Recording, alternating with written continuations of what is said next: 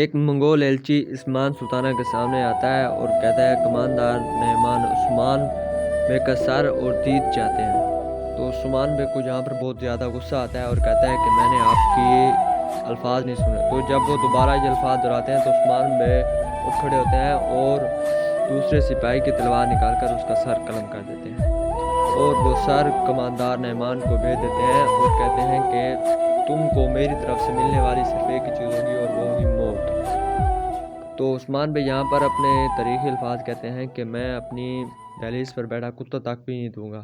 یہاں تک بھی کہہ دیتے ہیں ہمارا فیصلہ واضح ہے، مجھ سے پوچھے بغیر ہی جنگ میں کود پڑے۔ تو عثمان بھائی کہتے ہیں کہ میں جنگ کے بارے میں کسی سے نہیں پوچھتا، ہمارے دل میں ہمت ہے، ہم جنگ کریں گے۔